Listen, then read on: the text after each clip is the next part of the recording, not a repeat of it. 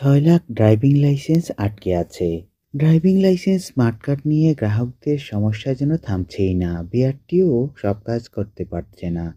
চালকের লাইসেন্সে smart card ছাপার মতো সাধারণ কাজটি ঠিকমতো করতে পারছে না বিআরটিএ বলে দাবি করেছেন সাধারণ জনগণ। টাকা জমাও দেওয়া আছে, পরীক্ষাও শেষ। বাংলাদেশ সড়ক পরিবহন কর্তৃপক্ষ বিআরটি এর কাজ বাকি শুধু একটি, ড্রাইভিং লাইসেন্সে স্মার্ট কার্ড প্রিন্ট করে গ্রাহককে পৌঁছে দেওয়া।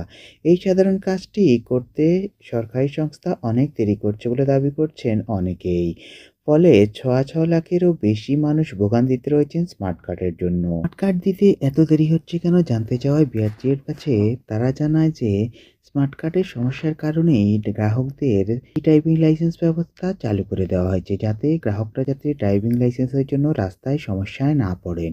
কিন্তু আমরা প্রশ্ন করেছিলাম যে ড্রাইভিং লাইসেন্সের সমস্যা তো রয়েই গেল, কারণ যতক্ষণ না স্মার্ট কার্ড হাতে পাচ্ছেন গ্রাহকরা ততক্ষণ না ড্রাইভিং লাইসেন্স নিয়ে তারা স্বস্তি বোধ করছেন না।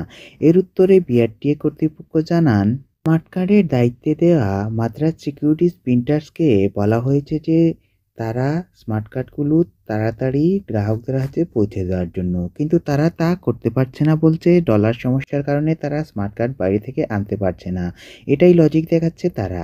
এখন নতুন সরকার আসার পর তাদেরকে বিআরটিএ বলা হয়েছে যে তারা যেন নতুন ঠিকাদারি প্রতিষ্ঠান নিয়োগের জন্য সব ব্যবস্থা গ্রহণ করেন। তার আগ পর্যন্ত মাদ্রাজ সিকিউরিটিজ প্রিন্টার তাদের দায়িত্ব পালন করবে। এজন্য গ্রাহককে আরও কিছু সময় ধরে অপেক্ষা করতে হবে। আর এজন্যই আপনারা অপেক্ষা ছাড়া কোনো পথ নেই। অপেক্ষা করতে হবে আপনারা যতক্ষণ না পর্যন্ত আপনার স্মার্ট কার্ড ড্রাইভিং লাইসেন্স হাতে পাচ্ছেন। ধন্যবাদ।